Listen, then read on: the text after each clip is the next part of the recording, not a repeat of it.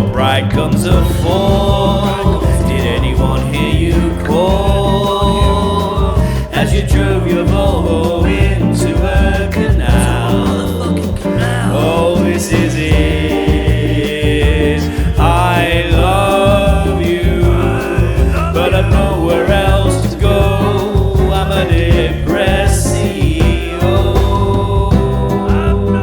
I'm a depressio.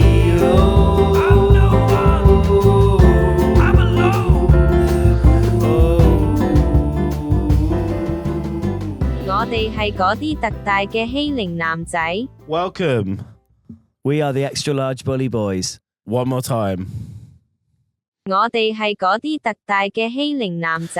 even begin to tell you how to say that.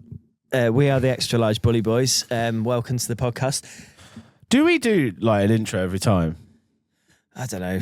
It's just weird. It's just, let's get down to it. Right, Euros, let's go. Where were you?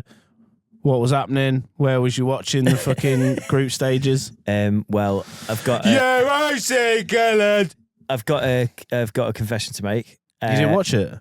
Well, you was on holiday at the time, right? The Viagra that we did had a very strange effect on me. Right. If you watched episode 13, you'll see the law. If you did catch yourself up on the law, we did quite a lot of Viagra. Popped them, mate. Yeah. So every time England actually played, I got a painful throb in my anus. And I spoke to my Albanian friend. Well, I tried to speak to my Albanian friend, but I rang out. Right. Well, he's not helping you. He's gone. He's made the deal. He's sold. It's out.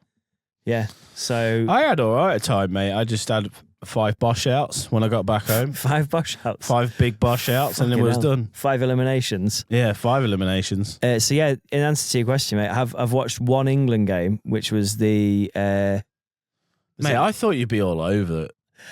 I normally am. For some reason, I think the World Cup at the end of like December or whatever it was, 2022... That after that, I've just lost interest in national football. I think it's better. Like Chain explained this, and it's like I was like, "Why am I interested more into this?"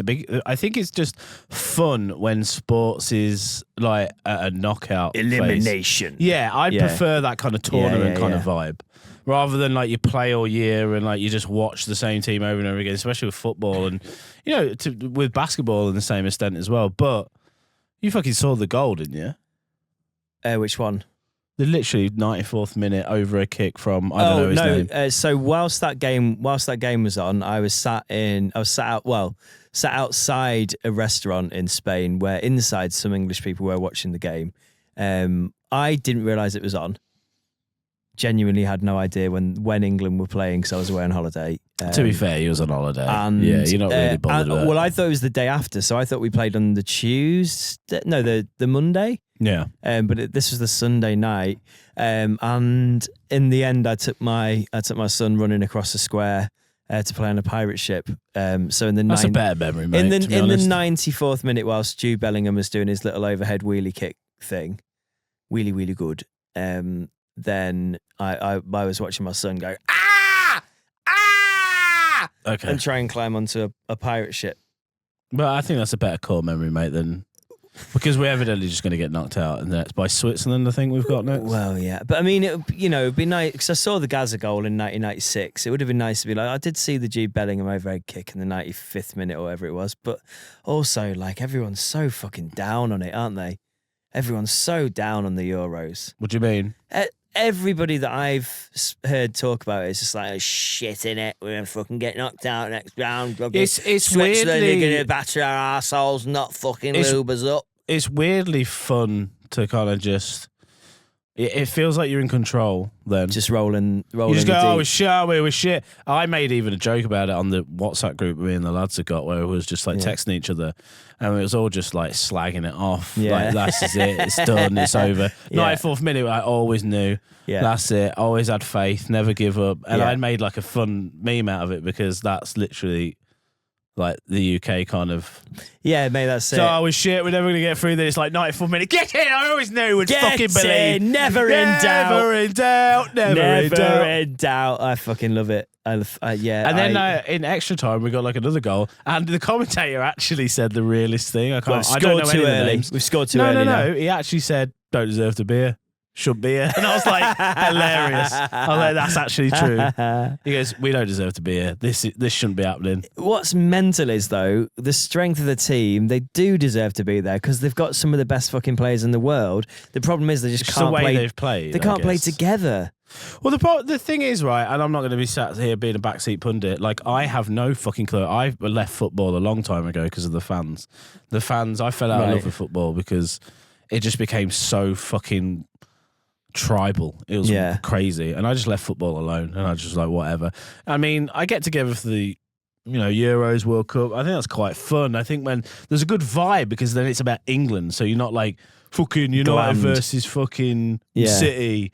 And it's not rivalry, it's weird and it gets violent, and I don't like that. But when England come together, like we got to the finals of the Euros back in fucking 20. That felt like a really special time. Like the actual country was kind of like unified. But it was also, there was the magical kind of like elements of like the hints of liftings of lockdowns and stuff as well. Yeah. And also the games were played in this country. So it was like at Wembley, the final, wasn't it? And like England could have won at Wembley, which would have been like... do you know really what? Unbelievable. I forget. But did we lose horrifically? I can't remember. We didn't lose horrifically. We lost on penalties to Italy. Lost on penalties. But right. I think that the final was like, it was set up to be amazing because we scored in like the fourth or fifth that would minute. be a vibe, like in our lifetime. Luke Shaw, I think, scored on like the fourth or fifth minute, and then Italy equalised, and then it was extra time, then it was penalties, and then we lost. Oh shit! And I remember watching it around our house. Yeah, Rashford and Saka missed the penalties. Don't know the names. Yeah, and they got loads of abuse afterwards, racist abuse. Amongst others, yeah, and then that was kind of like the end, like the good vibes sort of completely just evaporated into the void after. That's why I fucking hate. Like, it's a game, chill out. Yeah, I don't get like I get passion. Be passionate. Don't be racist. Yeah. That's crazy. What an opening gambit on your CV. Passionate, not racist. Passionate, not racist. Yeah, you're applying for a new job in that. Yeah. Yeah. No, that's what I wanted to lead with the Euros because that's, what kind of the big event happened. And I think you made a better core memory actually spending some time with your child rather than, yeah, you go, lad. Well, I've been away. Have you ever discovered the healing powers of Spanish Jesus? No. Oh, I've discovered Jesus. Jesus, yeah. Jesus. Hola, Jesus. Are you combat spiritual or well, God? Basically, I went in this old church and we looked at a painting, and then I found it hilarious because there was a little Spanish Jesus on there. Yep. But then I was kind of like, where I have that thing where I go, oh, if I don't make it up the stairs by the end of this song, like, well, my family will die. In fact, tonight I was like, if I don't park on this side of the street, we're gonna have a bad podcast. So I just put these little things in my head. So I was like, you always park on that side of the street when we do a podcast. Well, yeah. But tonight more than ever, you felt tonight I was like, if I park on the other side of the street, everything's all off. I need to park. That's OCD, sir. Sometimes I think I can park on the other. Sometimes I feel like a change. Like if I feel like if I park on this side of the street, there's a positive change in the air. But tonight I felt like this is the right side of the street to park on. But anyway. Because I laughed at Spanish Jesus the first time I saw him, then I was like, I actually have to go back to apologise.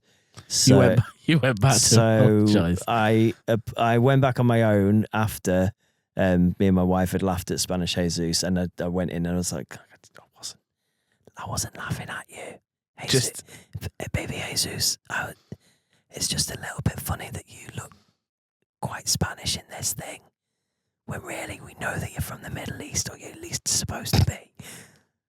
But in this, you're eating a chorizo ring. So bit. Can't blame me really. Bit Spanish. Is that a ham on? Is that a ham on butty? Is that a ham on butty in your hand, lad? We need clarification. Is that a fucking sangria, lad? You fucking anyway. I'm sorry. And behind in the background is like, I'm a voice of Spanish Jesus. So I apologise to Spanish Jesus. Right. And then I got a shitting virus. Oh my God, he smited you down. Imagine how bad it could have been. It was a 1-day shitting virus. Imagine how bad it could have been if I hadn't apologised. I might have got dysentery and shit myself to death. Good point. So, Maybe you went, I'll give him just a bit of the runs. Yeah. So just don't mess with Spanish Jesus, mate. It sounds like it, man. And his healing powers. Or, you know, just don't drink water from Spain. Did you drink the tap water? Well, I got the holy water. Oh. Underneath Jesus. Jesus. Because there's a little tap coming out. No, I don't want to take his name in vain. There's a little tap coming out. I mean, what's happened over there? A little window popped up. We all right? We're still recording. Oh, that's good. Thank fuck for that. I saw a little window pop up. Yeah, it's probably a Windows update or something. Yeah, it's probably Spanish Jesus being careful what you fucking say. I'm here. Yeah. Remember the paperclip that used to come up for Windows thingy? It's Spanish Jesus. With a chorizo ring. Yeah. It's chorizo. It's Oh, chorizo. mate, thank you very much. Yeah, but you a mask, mate, just in case you get the shits. Cheers, mate. I've got the spotty one, but I don't want to put it. I don't feel like I don't want to put it on. Really, are you going to wear yours? Yeah. Yeah. Me and my entire family got the shits on the way back from. It's been very fun having a 1-year-old that's got wild diarrhea. I must admit. Oh, you just put it on your microphone? Yeah, I was going to put it on my head, but I realised it's a whole thing. So. Well, this is like the way that people treated masks during COVID, isn't it? As long as it's near you or around you, it's got a healing power. It's not actually on your face; it's on your chin. There was some crazy, like, there's some crazy styles, wasn't there? Of during COVID, there's some crazy, just like I remember seeing this one guy just vape. And he would suck it in, put the mask on, just blow the smoke out. And to me, that's when I was like, these masks are doing shit up. And then, I was like, and I took my mask off instantly and thought, okay, we have no layer of protection here. Yeah. Like you're trying to do your bit. You're like, you do. You know, you go along with the fucking consensus. I went in my sock drawer to get these masks out, and I remember at the end of like 2021 or whatever when we properly stopped wearing masks or dark times, not needing to that's wear. How far away it was. Because you needed to still wear them on transport and stuff for a while, and like in hospitals and that. But hospitals wouldn't let you wear. Like I've got 2 Adidas ones and that. It's mad, isn't it? I've got like brand face masks. I made my first one. I looked at a YouTube tutorial and it was how to you get cloth and I because we couldn't go out What anywhere. did you make it out of? A pair of your mum's old knickers? No. That's what I made with my first one. All right. Your mum's dead, Jim. My dead mum's old knickers. Fucking hell. Do you want a kiss? No, I'm not kissing you with norovirus. Spit in my mouth. No. All right. Continue with the norovirus. Anyway, no, what are we talking about? I don't want to jump about too much. We were talking about the masks. fucking ADHD to a level. We were talking about masks. I made my own. Yeah. Like, off a YouTube tutorial, and it was through like out of a flannel where you folded it in 3, a bit like this, literally like that. Can I just ask, have you ever used that flannel as a jizz rag before? No, I don't use jizz rags. You know this. What do you use? Straight to the toilet. Do you remember you used to have a cum sock? I think everybody did. Every kid did, right? I don't think I'd ever used a sock. It's just being a bit lazy, I think, back in the day. Do you remember like your mum finding it and washing it?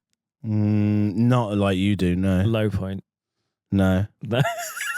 I remember. I don't know if Brian Suzanne are going to remember this, but I remember my mum finding condoms in my drawer when I was quite young and sexually active. And 12. my mother... 12, Jesus. 9. Keep going lower.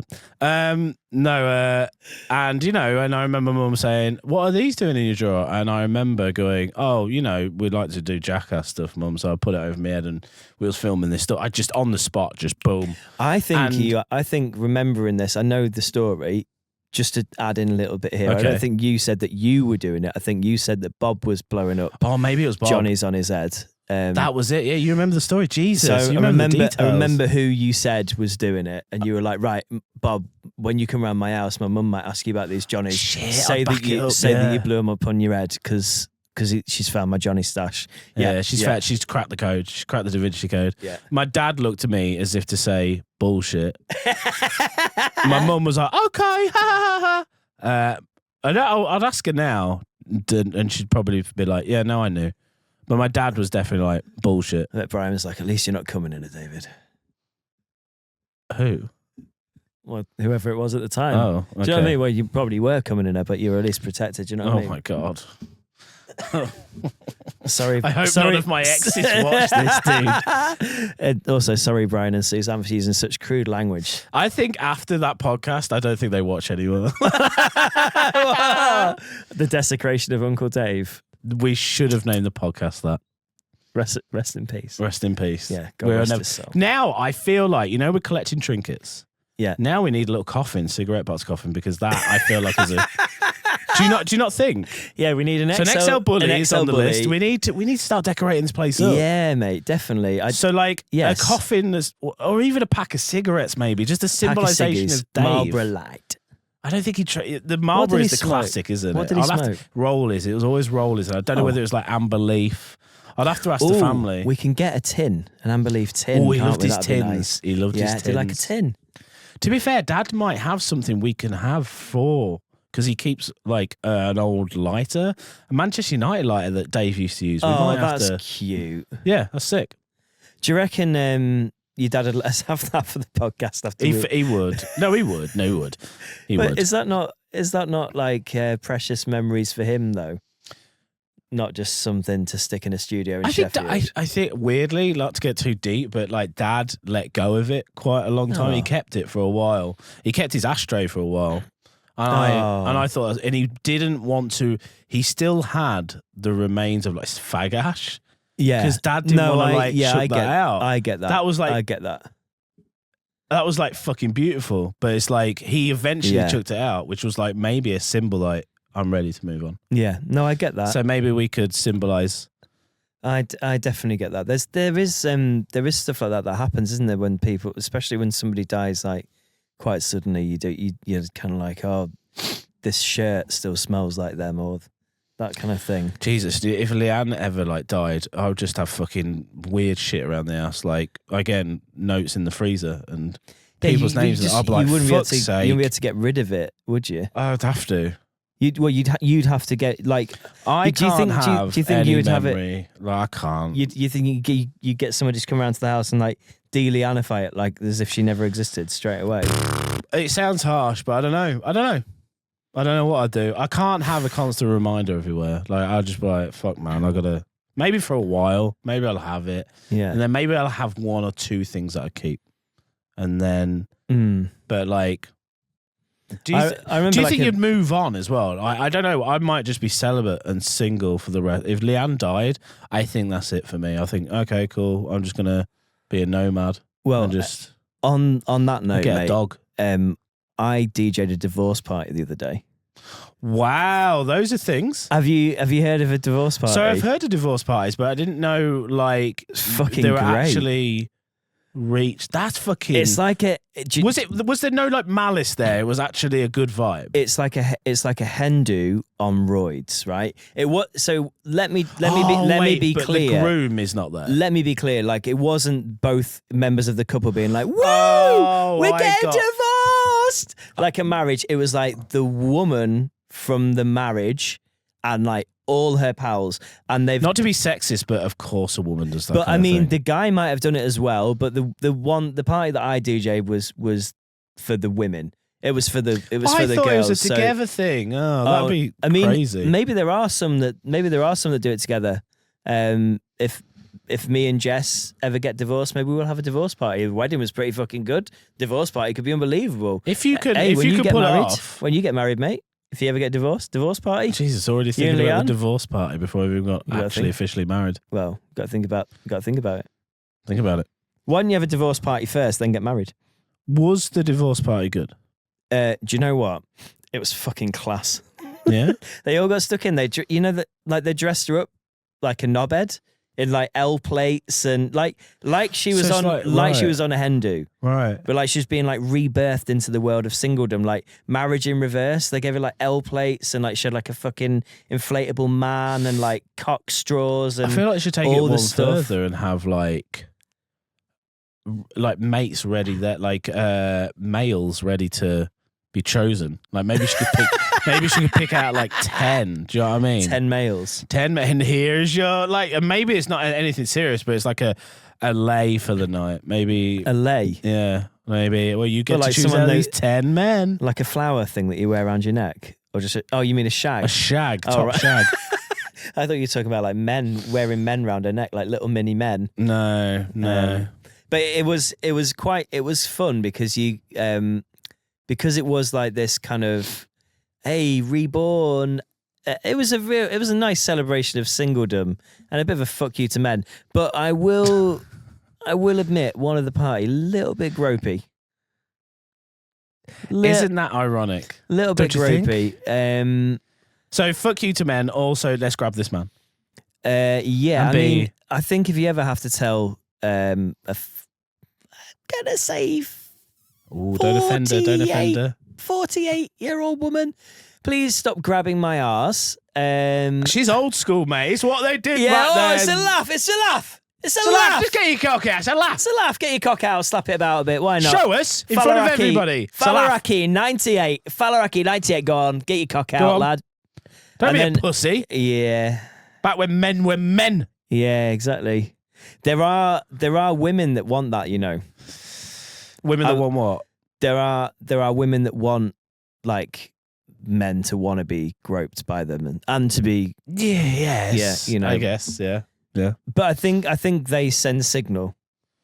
I mean, I don't think that every woman above a certain age wants to be groped. No. But I think that No. there are some women that go out on the town. They're like, I'm going to feel a few men's asses tonight, and I wouldn't mind mine felt in exchange. Yeah, like how do we have a society where we project that? Where, you know, I'm okay to be grabbed and I'm okay, I don't want to be grabbed.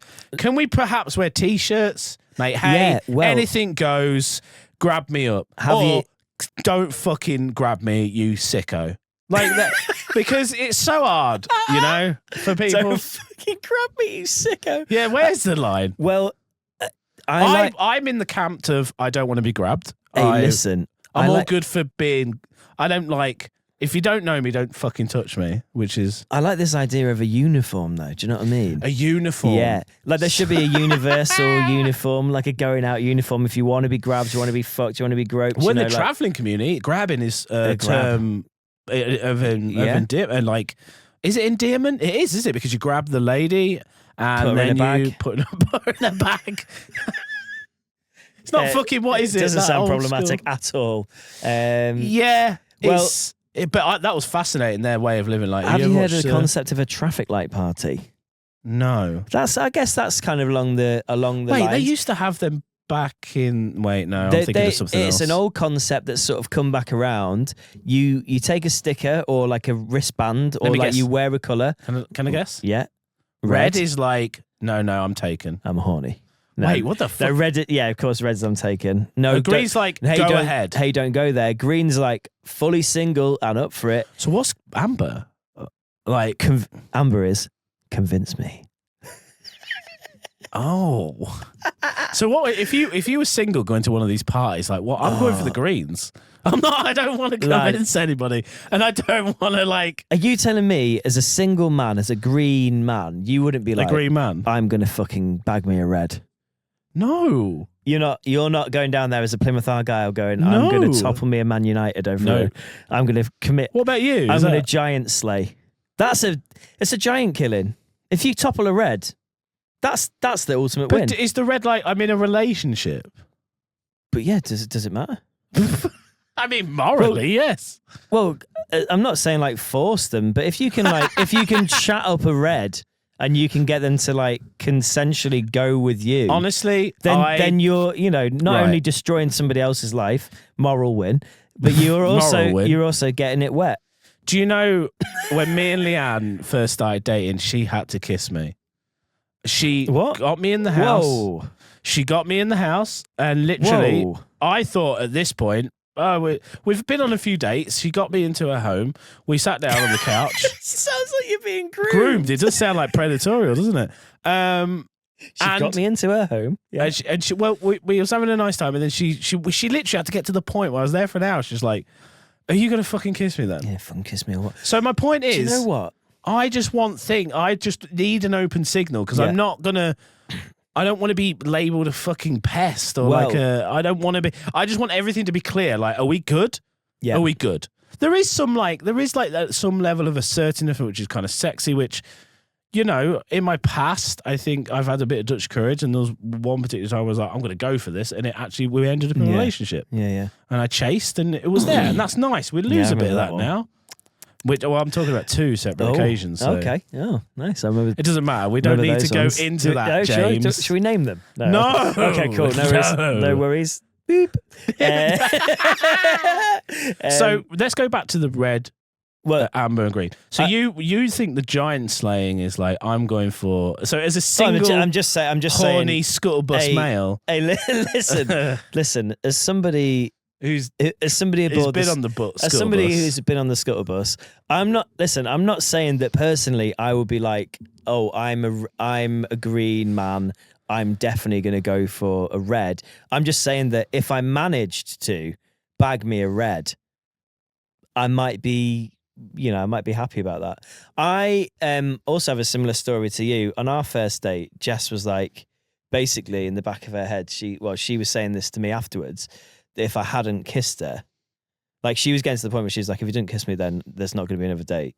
And we got quite close towards the end of our date because we spent so much time chatting and stuff, and the company was just nice. I was just enjoying. You got a vibe, man. I was enjoying the vibe, exactly. And then, same here. Yeah. And then we had a little kiss on a street corner, like a pair of prosies, and God, I don't know if you can use that word days. anymore. Like a pair of sex workers and sophisticated sex worker. Yeah, and ladies of the night, and it was gorgeous and it was beautiful. And there's actually kind of a painting of that corner that I saw somebody had done because it's in Manchester. Like people just paint these mundane shit corners because they're like, oh, you know, it's that urban and that, you know, it's like urban and that, and what I do is I paint street corners and that because, you know, Manchester and everyone really fucking knows every street corner and that. But actually, I think I sent it to Jess and I was like, that's where we had our first little kiss on that little corner. Jesus, first kiss. Yeah, I think first kiss was in Leanne's house. In her domain. In her domain. In her domain. Yeah, she pursued me. So yeah. Talking of street art. Yeah. Banksy. Oh, the boat at Glastonbury. You heard about because you spoke about the refugees earlier. And that reminded me. Oh shit! I feel like, does that need context? No. It wasn't a negative. I can't remember talking about. I can't remember even why it was even. Right. Okay. Oh, you spoke about the refugees earlier. Oh no! Off podcast. Jesus Christ! We were talking about the issue of your testicles, and you were saying they were like boats of migrants left to drown and suffer in the ocean of. That's why my bollocks are so big. Fantastic, dude. Didn't need any context, but where we are. Does that make it any better? No.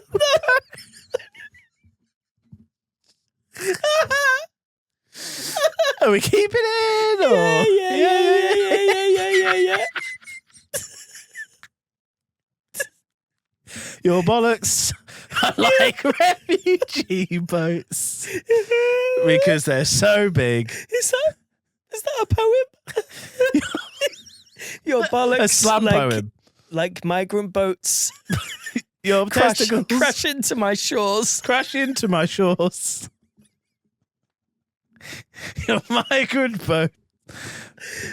Your migrant testicles crash into my shores.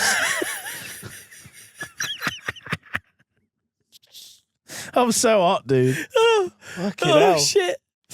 Listen. We give money to charity and we support all victims of the migrant boats. But Banksy, He put a boat on top of the crowd at Idols, right? Right, so anybody who doesn't know, a band called The Idols played Glastonbury during a song about immigrants, and it was about during that song, right? Danny Nedelko. I know him. Yeah, all that. Anyway, during a song about, I think, migrants and whatnot, Yeah. a boat was fucking launched out like with mannequins on, and it represented migrants, Right. obviously fleeing. How do we know that's a Banksy? Is my first question. Well, he's claimed it, hasn't he? And he said it's him. Okay. So was he just at Glastonbury? He's like, well, so do people know what he looks? This is my question to you quickly, because I've seen photographs. Big fan of the Idols. I've seen photographs of the boat on top of the crowd. What I haven't seen is like the source of where the boat came from. No. Like, because I'm assuming Banksy, if he was there, which you'd imagine he was if it was his thing, would have popped up some point. Oh, there's a fucking guy carrying a huge boat full of, like, it's a massive thing.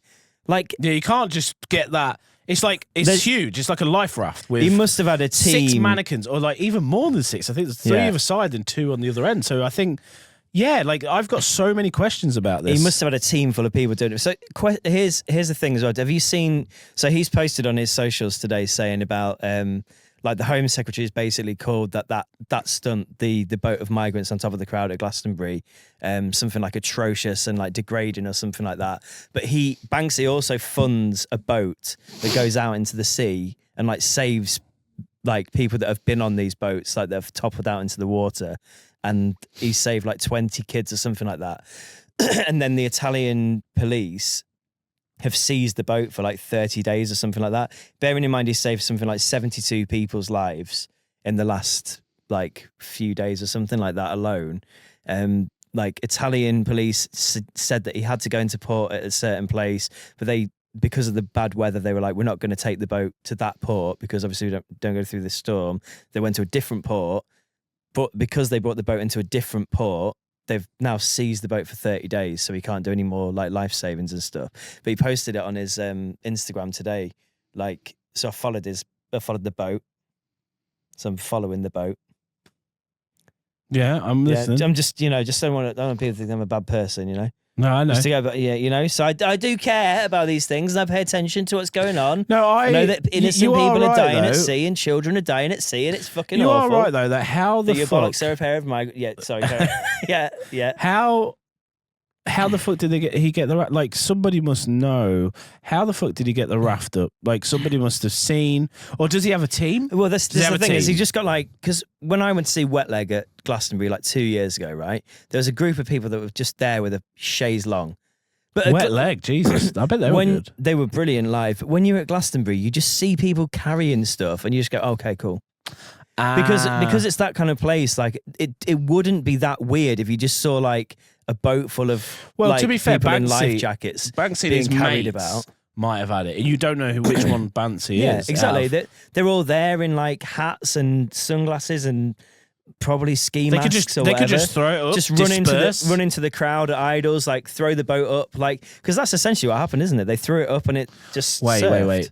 I don't want to expose him necessarily, but it is just intriguing to know what he probably looks like. Yeah. I wonder if there are now people going back through their phones of like, oh, there might be that in the background. Where someone's walking with it and zooming in. But then do you think he's foolish enough to have been one of the people that actually threw it into the crowd? Or do you think he's got teams that work for him, mate? He's got a team that run the boat. Well, the problem is with teams is like eventually millionaire, isn't he? Eventually, isn't someone just going to spill the beans? That's human nature. Yeah, but he could have just been like, "Hey, right, I need some volunteers for people going to Glastonbury that are going to throw this boat." Eventually, what's going to happen is he could just leave the boat somewhere. He could have just been like, "Look, are you going to Glastonbury? You are just random people. I've got this art installation that needs to go during Idols. Danny Nedelko, this boat goes up on top of the crowd. Here's some money for it as well. Yeah. Here's the payment. There's going to be a video somehow eventually of how he did it, because there was a video of how he put the vest on Stormzy. Right? Do you remember when he did that a couple of years ago? No. He put a vest on Stormzy. Oh shit. Yeah. Without Stormzy knowing. No. Like David Blaine stuff. Stormzy knew. I don't know if he knew that it was going to happen before the performance, but he knew that it was happening. And it was like a Banksy vest. Like, what was it, a stab-proof vest or something like that? I can't remember. It was something to do with like knife crime or something like that. But it was like a Banksy. How art the fuck does he keep his installation. identity so like locked up But I mean, for so long? yeah. But Stormzy's even got a lyric about it on one of his tunes. Like when Banksy put the vest on me, I knew that God was testing me or something like that. It's So let's just go back to the yeah. The boat idols, right, as well. Yeah. Because they chanted "fuck the king." Now, you might know at Glasgow. yeah. Right. You might know a lot more about the monarchy than me, but like I don't know. All I do, right? Because I've now committed to not really. I try to. I don't try because I used to get swept up in all like, yeah, fuck the king, but I don't know. I have no clue. That's so just like I don't. It's like that's just down with the monarchy. I used to be quite down with it, but I don't really. I'm not informed, so I shut up now. I'm like, well, okay. And then online as well, I'm seeing people outraged as well at the idols because they're like, then they're doing their they're job, aren't they? there's people like they're making the one stupid comment that I saw online was like, oh, that's hypocritical, isn't it? Like having the fucking life raft in a place where obviously it's all about open borders, but yet Glastonbury gates are closed. And I'm yes, because it's a festival. You can't, like, they're not the same thing. They're comparing apples to oranges. It's like borders to fucking like Glastonbury walls. The interesting thing about Glastonbury is it used to be a lot more open, and now it's actually owned by. So I know a little bit more about it. So like one of my really good friends, not going to name him because he doesn't want to be outed. Well, no, he might not really care, but he used to go to Glastonbury every year, and he said that he never paid. And one of the kind of it was almost like an aspect of Glastonbury was that there were people that went down there every year and found out a way to break into the festival. So there would be like a group of people that'd be like, the fence is weak in this area, or there's a security missing here, and then a bunch of people would break in, and it would be like a bit of a free for all. But Glastonbury back then, I don't think was quite as popular as it is now, and it's not this kind of like huge commercial beast that it's become, where it's like almost this impenetrable fortress, and it's impossible to get tickets to, and like all the celebrities are there, and the glitz and the glamour. Dude, I got tickets and sold mine. What? You got tickets this year? No, a few years back. Yeah. And I backed out because I was just like, festivals ain't really my thing. And it would have been a cool experience to go. I've got it from everybody else. Like, it would have changed your life. And the actual year that I didn't go, I think Swaz. Yeah. And everybody went through a secret tunnel, and they had a secret Skrillex DJ set. Yeah. Automatic, I was like, fuck. Well, I think it's one of those things. I think Glastonbury's definitely something that's, if you're into live music, and even if you're not, if you're into like, I'm not down with camping for God knows how many days, and I just think you forget about it. If you're into like, but then also I've only ever camped in like artist areas, so it's a bit different for me. Just, dirt off my shoulder and shit. Artist areas. Yeah, artist areas, because I was an artist. Wait, you had a rant about glamping? I had a rant, yeah, but artist areas aren't, they're not fucking... middle class. They're not bell They're the tents. middle class, They're not bell tents. They're just like... It's middle class. Oh, yeah, 100%. 100%. So you're not with the peasants, so you're not with the glamps. No, it's just a bit quieter, that's all. Because it's... But also, artists are fucking wreckheads. So sometimes you're in the artist camping, and it's quiet and it's quaint, and sometimes you're in there and you fucking sat next to, I don't know, Johnny Neckend from punk band The Arsehole Wipes, and he's doing fucking balloons outside his tent at 5 a.m. whilst you're trying to get some sleep, playing fucking Captain Sensible What on an iPhone, going, hey, isn't this the most seminal song that came out of the 70s or whatever? And you're like, what? You lot, what?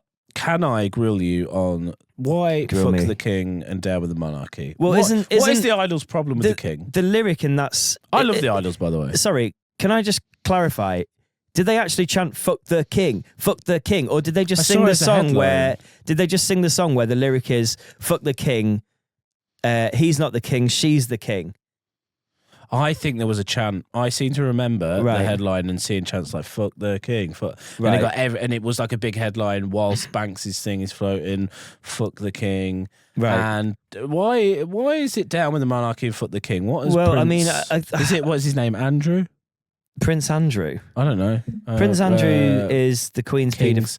Prince Andrew is the Queen's paedophile son who was on Confirmed. who was on Epstein's island, who sexually assaulted a woman. There's a great. So what about King Charles? He's the Duke of York, Andrew. Let me just give you this quick one. You know the nursery rhyme, the Grand Old Duke of York. He had 10,000 men. Yeah. The Grand Old Duke of York. I'm trying to lock in here. He had 12 million quid. He gave it to somebody he's never met for something he never did. He paid a woman £12 million to basically drop a court case. That's nice of him. Yeah. Her court case was that he sexually assaulted her. He paid her £12 million. She dropped the court case. He says, I never met her. I never met her. So why are you giving her £12 million? Ah, okay. Right. So that's pretty disgusting, right? So what does That's King gross. Charles So have to do with I this? think the By whole proxy. the whole kind of fuck the king thing is like, do we need a monarchy? Do we need a monarchy in Great Britain in this day and age? Do you, they I used cost- to be quite against it, but now I'm like, I don't really. I mean, I hear the argument is they bring in a lot of tourism and money. Yeah, well, that's the people that really shag the flag and people that really love being British and really love the monarchy. They all think, oh yeah, let's keep them, because it's like I agree, like the history is interesting, but also I feel like you could actually not have a royal family and still have the tourism from it, because you could literally turn the palace into like a fucking museum. Yeah, for sure. Which would be way more interesting, because you can Yeah, that's a actually good then go point. That's a good inside the point. palace and see it all and all that sort of stuff. Whereas, like at this point, we fund like stuff like the state funerals, the coronation, all that stuff comes from the taxpayer's pocket. It doesn't come from like everyone else. And they're like, oh yeah, but yeah, tourism, that brings money into the economy. But See, actually, I used to be like, not even that long ago. I think I've turned a corner where I'm trying to not really be a parrot, because I used to be a parrot quite a lot. Of just like, I will go along with a thing. Like, it was kind of cool to say down with the monarchy and like, why do we need rock, it? mate, isn't It's it? punk rock. But now I'm like, oh, I don't know. So Yeah. therefore, I don't really have an informed opinion. So therefore, I ask people that either know a little bit more about it, or like, so now like, I just kind of, it might make me boring in some respects, because I might be even more offensive. If it's a subject that I don't even know about, I'm like, I don't really know, so I'm not going to judge. It's like, do you like this celebrity? I don't know the fucking celebrity. I have no idea who he is. I like the person that's a celebrity. And talking about nonsense, by the way, another hero has fallen. And we're off on a tangent. Let's go. Well, okay. you just want to go from one nonce, Prince Andrew, I never even met her. One nonce To another. One of my all-time heroes, Dr. Disrespect, rest in peace. He was the reason why I streamed. Not everybody, but like, what the fuck? Who the fuck is Dr. Disrespect? He was like a streamer who I very much looked up to, and you've watched him a few times. He's like, okay, he plays this 80s brash characters in his like 40s, and he was the best streamer of all time. Like, what the fuck is streaming? Streaming games and stuff like that. And he was a character, and he brought like a lot of joy to like me and my friends, and you know, it just come out that like 4 years ago he chatted up a minor. A minor. And it was all like very much, did he, didn't he? And he kept this like quiet. There was a settlement reached. He got banned from Twitch, which is a streaming platform. Yes, yeah. And he always made out like he didn't know why. But yeah, a settlement was reached. It's like, well, somebody was paid. Yeah. Like Twitch. Can I just ask quickly, sorry, when he got banned from Twitch, did he continue streaming elsewhere? Yeah, like YouTube. Right, so he moved over to YouTube kind of thing. And then he just kind of slagged off Twitch. He called them the Purple Snakes. He like made up a narrative. Like, I don't know why. Like a cock, doesn't it? Yeah, well, it is, yeah. And he made up his narrative. Snake, that's what got him in trouble in the first place, his cock. And he said, like, I don't even know why I've been banned. I don't even know. And it comes out, like, it came out because somebody at Twitch leaked the information. When did this come out? 10 days ago, exactly. 11. I'm counting. So, and this was going back 4 years. Yeah, so 4 years ago. And then the last 4 years, he's been calling Twitch the Purple Snake and all this sort of stuff. He's literally been slagging Twitch off, and as the biggest streamer. And then all of a sudden, he was the biggest streamer, dude. He was like the And then Pinnacle. somebody at Twitch goes, "Hey, by the way, he's been messaging underage kids." Underage on Twitch's platform. That's why he was banned. Right. And then he now has to address it and be like, okay, here he did a fucking massive long thing, but all you have to take from it is like, yikes. was they a minor? Yes, they were. And that's when I was like, God. And then he said, but what, did anything inappropriate happen? No, nothing happened. But the conversations lean towards sometimes inappropriate. This was his words. Oh, 3 words. Leak the chat. Everybody's like wants to see the chats. There are so many people that are disappointed, like fellow streamers. You know, they all got to make the fucking videos. Oh, I'm so disappointed. In the Oh my like, God. Yeah. They've all like disbanded. I'm not going to watch him anymore. I unsubscribed because I'm like, because like he was. So back then, this is going back like 4 years ago, that maybe even a little bit more. But he was like, he's like 40. But I'm like 36, right? So I looked up to him thinking, oh, if he could be a streamer, I could be. And the way he was entertaining this, that, and the other, and he was fucking. He's a natural performer. I've watched. He was a his natural stream. performer. Yeah. He's a natural entertainer. You sent me his stream and I watched it with you, and yeah, it was great. And it's so fucking how I want it. I don't want this to be about him specifically because lots of people are going to be like, who the fuck is this guy? Yeah. I want it to be more about like, you know, specifically how hard is it not to text minors? Like, what It's not that conversation? What conversation? This is what I explained to Leanne. What conversation am I having as a 36-year-old man? What conversation am I having with a 16-year-old girl? What? I mean, so if you're in a position of like, not even in a position, mate. No. So let me just paint a picture for you. If you're in a position Okay. where you Before I are start the jumping number I'm one, just hurt, okay? I'm just hurt. No, of course you are. But just picture this. You're the number one streamer in the world. So people of all ages are watching you. Getting and angry. also, I'm getting angry. Also, right, people of all ages are sending He you... had everything. Yeah, Keep going. people of all ages are sending you messages. So it is like, if you want to respond to some of your fans, it is very, very likely that you're going to speak to a variety of people of all ages. And as a group or whatever, me and you, we've got channels where people have messaged us that are like 12, 14-year-old kids that go, hey, love your videos. And do you know what my response to that is? Thank you so much for watching. Glad you enjoyed it. I never respond and go, hey, do you want to see the purple fucking snake? I never, ever have responded to a 14-year-old and said, do that. Hey, do you want to see my purple fucking cock hand? How, like, it's not that hard. It's completely... Yeah, but what I meant by a conversation then is, what kind of back and forth for a long extended time are you having with a 16-year-old? Do you know what I mean? There's nothing really in common. You're worlds apart. Yeah. Like, okay, yeah, I can understand that from like a, you know, you had fans like 50 SNES fans that were like, you go, thank you very much. Glad you like it, whatever. Yeah. Move on. But I've like, spoken to younger fans that have like asked for advice or like asked me to listen to music and like asked me to give opinion on some stuff. So I could see how a conversation can open up, but also you've got to draw your boundaries like straight away with those people because that's what you do. Right. So with this tweet, and this goes out to a lot of people as well. Oh yeah. He goes on to say, I was a different person back then, I've changed. Oh, fuck off. I was a paedophile then, and I'm not now. And he doubles down and goes, I'm not fucking like Wolf of Wall Street. I'm not going anywhere. I'm taking an extended break with my family. And he goes, and a statement before that was even like, you're calling me a paedophile. That's fucking disgusting. I'm not a paedophile. And he's like, one or the other, mate. Like, you're either talking to minors. I'm not a fucking paedophile. I'm not a fucking paedophile. I'm not fucking leaving. I'm not fucking leaving. And it's like, what are you? Off. It's crazy, right? And I looked up to this man, and another one has fallen. Yeah. I tell you what, the last pillar of hope for me is Dave Grohl. If he's outed as a paedophile, it's over. I'm topping myself. Said it live on the podcast. No. Do you know what? Dave Grohl, who would you be so disappointed that if you found out concrete evidence, nonsense, it's like, what you'd be so sad. You'd be like, I've got lots of I suppose I've got lots of people that I look up to, but I tend not to pin my hopes so much on celebs these days. I guess it was just like, I think I would be disappointed if I found out that you were. Yeah, I mean, a close friend, because you're my Dave Grohl. I just want you to know that. Yeah, if you found out a close friend was like fucking nonsense, that's it. That's a good point. No, I love you. Thank you. Right, yeah. And yes. How old are you? Of course. Of course, I got you a gift from holiday. Just wait there.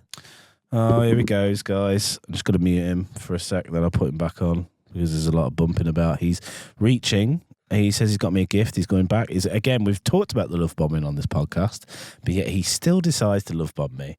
And no matter how much he tries, I don't think I'll love him anymore. Then he posts like, love me, please. What is this? He's got a paper bag. I'm about to unmute him in 3, 2, 1. Hiya. So this is a gift for you and me. For you and me? For you and me. Okay, cool. You can open it, actually. Okay, cool. I'm just going to mute myself and you describe what I'm doing. So this is a little paper-wrapped parcel for those that are listening, not watching. This has come from Mijas Pueblo in Spain. And this is friendship bracelets. What do they say on them? Yeah, they say one for you and one for me. One for you, one for me. Oh, you're giving me the pink one. I actually wanted the pink as well. Close your eyes and make a wish. Then tie this bracelet on your wrist. Yeah. When the bracelet breaks in two, the wish you made might just come true. That's actually sick. Best friends. Thank you. So do we have to do this on the podcast? I'm going to tie that one round your cock. You can tie that one round mine. What kind of wish are we making? You get to make a wish. We each get to make a wish. That's actually quite cute. We each get to make a wish. I'm actually going to wear that. Yeah, no, me too. And then if you take that off, every week we'll come in and show that our friendship bracelets are still on. Like the Power Rangers. Yeah. Thank you, mate. That's nice. That's all right. That's beautiful. I did ask the audience. Genuinely love that. I did ask our podcast audience what I should get you. Did see that Instagram post. The caliber of response was a cock bottle opener or something made of cork, I think. So and you got none of those. No, they so did. Well, they weren't right? on offer. They weren't on offer. So I wanted to get you something to really love bomb you. Do you know what I mean? Something, That's very nice. Something to provide pressure. Thank you very much. It's all right. You're very welcome. I'm glad you like it. I'm wearing the pink one for sure. Yeah. And if you don't come correct and you're not wearing this on the podcast, I'm going to be so mad, mate. Come on. So is it fucking time for Christian Vale? Shit, how long have we been going? We've been going for ages, haven't we? It's like 52 minutes. We've got 10 minutes. Well, yeah. One thing I was gonna. If you want to, I wanted to talk to you about. I witnessed this thing on holiday. Not a nonce. No, we're done with nonsense for today. Fucking. So I'm so hurt, man. I'm so sorry. I can tell. It's really pissed me off.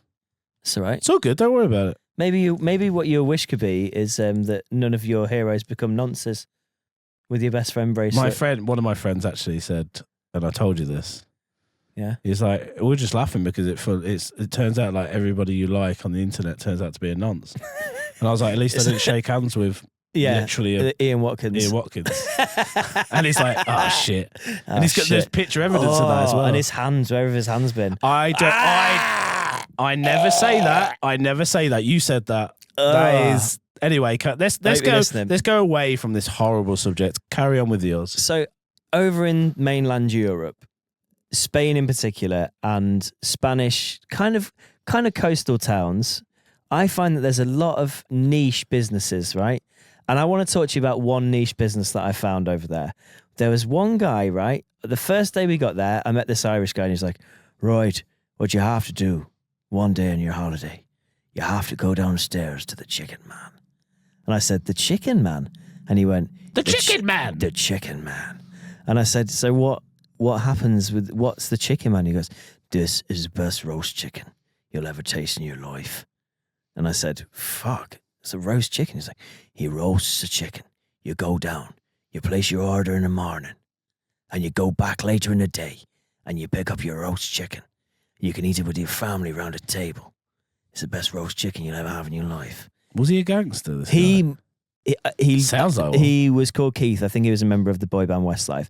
But anyway, he told me about this roast chicken place. He spoke in a fluty, delicious Irish accent, and I was lured in to the promise of the most delicious roast chicken I've ever had in my life. And I went downstairs one day. The guy is in a little shack, right? It's one guy, a dirty table. Then there's a missing poster on the wall for some guy who's gone missing. And then on the other wall, it says €10. like, and then like loads of Spanish. And then at the back of the store is his like aged mother, right? And we go to the thing, and I was like, oh, hola. And he sort of starts speaking in Spanish to me, and I was like, hablo English? And he's like, no idea. So sort of waved his mother over, and she sort of put her glasses on and like looked at us and like hobbled to the front of the shop and went, hello. So we were like, how it work? And she goes, you order now, give name, come back, you tell time. So I said, can we come back at 1? Putting my finger up, obviously, and said things very loudly so they understood. And she goes, 1 o'clock is okay. Name? So my wife's like, Jess. Yeah, okay, cool. So put Jess's name down. Went back at 1. €10 in cash, of course, because cash is king. Fuck the king. Cash is king. Yeah. 2 €5 notes. Gave it over. The guy opens a giant oven, pulls a rotisserie chicken off a spit. In this oven, he must have had like 50 chickens. There's just so many chickens. Here's the chicken. But I was man. like, he's the chicken, man. The best roast chicken you'll ever fucking have in your life. Best And roast. I can't do it. He puts it in a dish, like serves it all up, and then he says something to us in Spanish. And me and Jess were like, looked at each other, and he just went, gravy. And we went, gravy? Fucking yes. Fucking yes, lad. Chops this chicken up like an absolute beauty, mate. You would have come in your pants. He has these special scissors. He makes like 5 snip incisions into this chicken, severs all of it perfectly. So like the breasts are all cut off, the legs are all nice and neatly cut off. Inside it, there's like orange, rosemary, seasoning, all this good stuff, and then this I could eat chicken now, at the dude. bottom of the oven of these 50 fucking chickens is a dripping saddle pot of fucking gravy, and he scoops that over the thing. We pay him €10, right? But I'm like, this guy's job. All his job is to fucking sit here and roast chickens all day. Yeah. How niche is that? Do they have in Spain? Do they have this siesta as well? They have the break. People go sleepy. Mm-hmm. Yeah, because it's hot. It's a great way to fucking live, hot, man. Like, you just have a quick break, go back to it. I can't imagine going back though.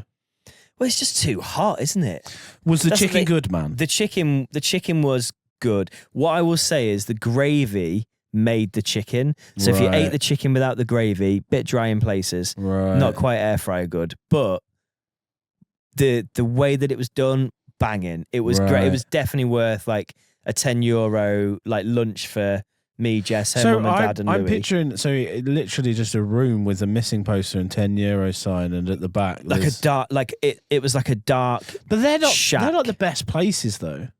I seem to have a weird memory of when we was in Spain of somebody, again, an aloof man just recommending a place, and we went there. It's like, oh, this is the bollocks. Just order from this hatch in a wall Just go, and get this. just go to this back alley, and Mate, it's like- absolutely. I mean, they're like the best places. Yeah, he was like, I think the thing on the thing, because chicken's like polo, right? It just says like polo, €10. Polo, But I'm yeah. like, imagine that's your business model. What do you do? I'm just a chicken roaster. Went to another place. There was a woman just making thatch baskets. You know, like the fucking whatever it is, just wicker, just doing wicker. And I'm like, you just can't really do that in the UK, can you? Like, Nah. imagine if you opened up a business, what are you going to do? I'm just going to roast chickens and charge a tenner a chicken. I mean, that's kebab shops, I guess. Yeah, I suppose. Is it? Mm. That's maybe kind of. Anyway, But not like that. I know what you mean. but it's not like... What business would you open if you were going to open a niche business? Well, do you know Mr. Scott Maskell? I know he won't. Yeah, Scott Mask. That's quite a niche. The like trainers. the trainers, the cleaning trainers. We should I get always him thought on, you know. that was like a cool niche business. Yeah. Like that. As soon as you said niche business, I just instantly got fucking mind blasted by Scott Maskell's like shoe cleaning Fat business, cock.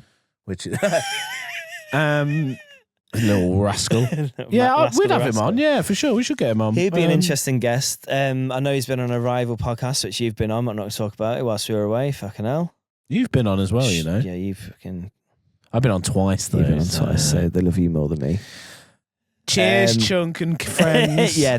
Hey guys, go and check out Utopia Project podcast. The Utopia. Project. Dave does what? 4 episodes? 2 episodes? I've only done 2, lad. 3 episodes. I was a guest though. So yeah, you've been 3 episodes. I was a host. Sorry. You've been 3 episodes. Have I? Because you've been a guest. You've been a host twice. I haven't been a host twice. You did Utopia After Hours, mate. Oh, After Hours. I guess. It was all filmed in one stint though. Jesus. Shout out to Utopia Project. Boom. Jesus Christ. We need to make like a podcast community. Yeah, let's start like a little doing small. That would be really good. Hey guys, we're looking for contributors for our podcast community. Are you a small podcast with very little listeners like us? Well, then please get in touch. I need a fucking. Are you a podcast with no listeners live? That's the one, right? Do it again. Just riff again one more time. Hey guys, are you part of a small podcast that has little to no listeners? That's me. Join our sad podcast community. We can give you 1 more listener per podcast. Anyway. Fucking hell. Why are we so self-deprecating? We need to turn this around. We have regular listeners. We do have regular listeners and we thank you all. And the numbers... We're spitting in their face right now. Hey, no, the numbers, they like it. You like it, fucking don't you? open your mouth. You fucking like it, daddy. Wow. You fucking like it, daddy. I also, when we got the taxi from the airport in Spain, the taxi driver was so funny. He picked us up and he was like, "Cash?" I was like, "Yeah, of course, cash. No problem, mate." That's instant. Yeah, I want cash. Bear in mind, so I had with us a 1-year-old screaming 1-year-old who just woken up, a pram, like luggage, a wife, hot, stressed. The guy is getting us in the taxi. Vámonos, vámonos. I was like, wait, I've got to load my son in. Vámonos, vámonos, let's go. Vámonos, vámonos. Okay, cool. And we got in the car, aircon on, lovely. And he just puts this podcast on in Spanish. And I was thinking, this would be so funny if he was just listening to a podcast that's like just slagging holiday makers off. Because obviously he knows we don't speak any Spanish whatsoever. Do you know what? Weirdly, I'd never thought about other podcasts in different languages. Yeah. That's a first for me. Hola, amigo. Yeah, English pigs. Yeah, you keep hearing like English ham on. And you're like, wait a minute. And he's just turning around going, just getting faster and faster. Yeah, well, this is why I think we should do the Britain Now podcast. Do you know what I mean? You know, for all the stupid fucking... Honestly, the fucking stupid people that come over here speaking proper English. Hey! Why are you not speaking proper English? The problem is we couldn't do a Britain Now podcast in English because everybody around the world that speaks another language also speaks English. Well, yeah, that's true. What about if we got our podcast translated into like El Español and we tried to take like the Spanish markets? We'll have to pay an absorbent amount of money, but I would fucking love that. Imagine just hearing like overdubbed us like in 2 Spanish like different. Let's do it now. Or like Cantonese. What do you mean, dude? Hold on, I've got translator. What shall we say? Hello, welcome to the Depressed CEO podcast. See what it says with that. Yeah, this is for the Spanish listeners. Why don't you just like talk into it?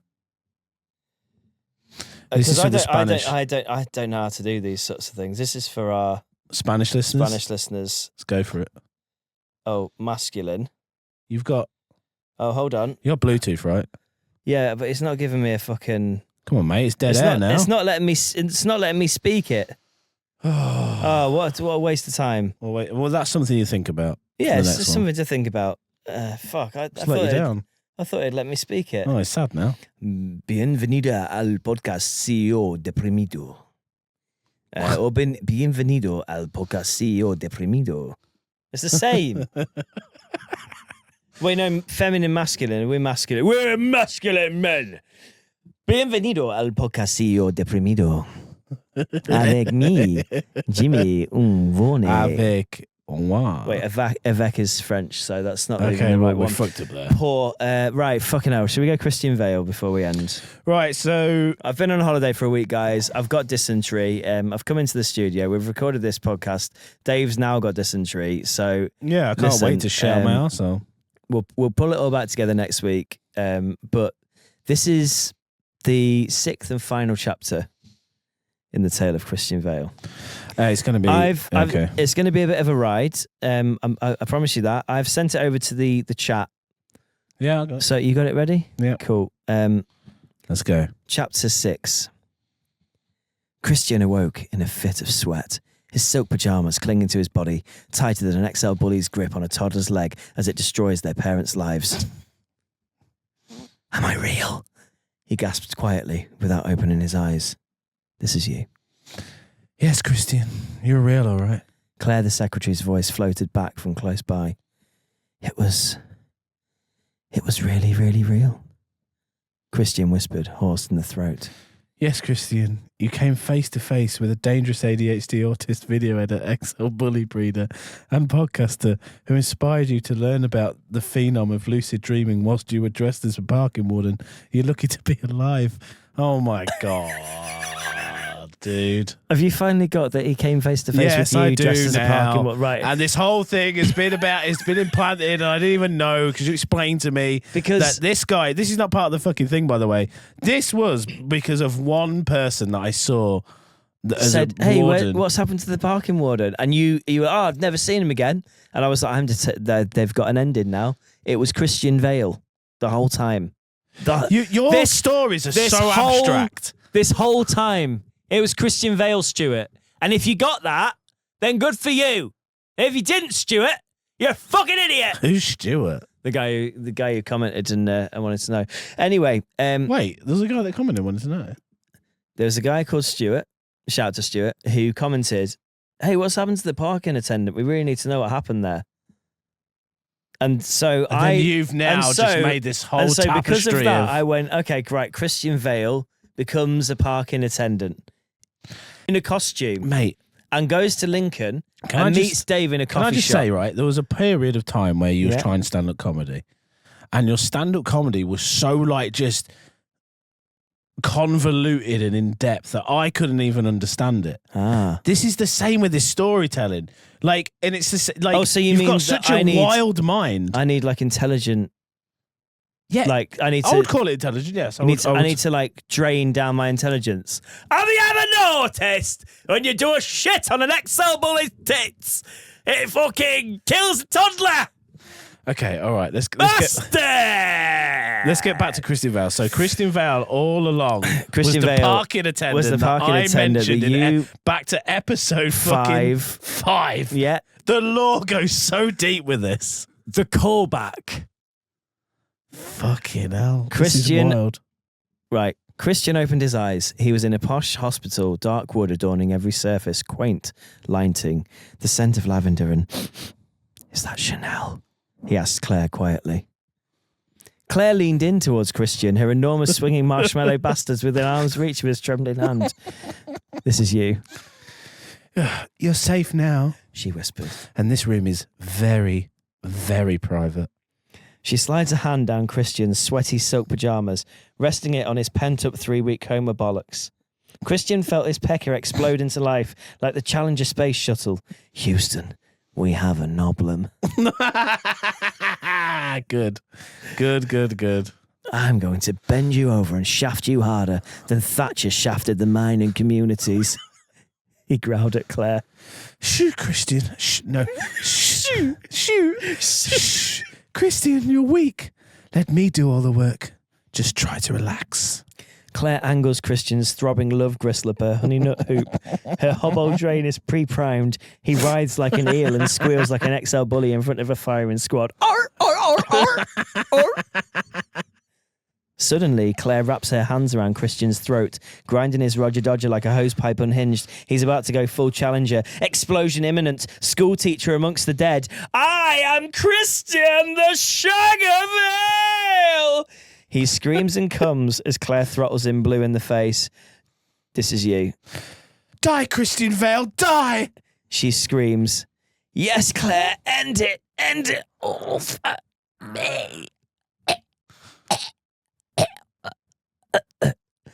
Christian fades into darkness, bliss, release, no more torment, no more sales figures, no more repressed childhood rage at his father.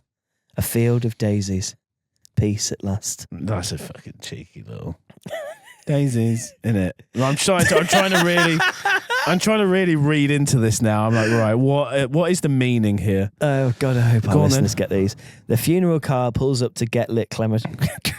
There we go. There's another alert. Yeah, Travis Scott. Call back. Travis Scott blasts from the sawn-off Maybach as the coffin is ushered in by muscular black men in sawn-off denim.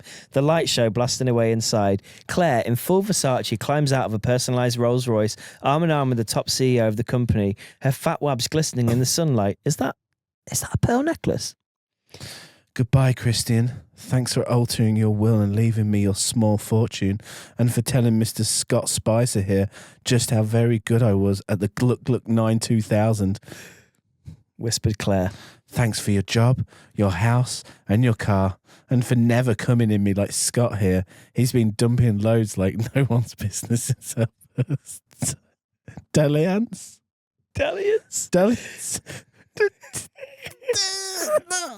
Not only does he have a fatter cock, he's also vastly richer and more alive. So long, little man. So long.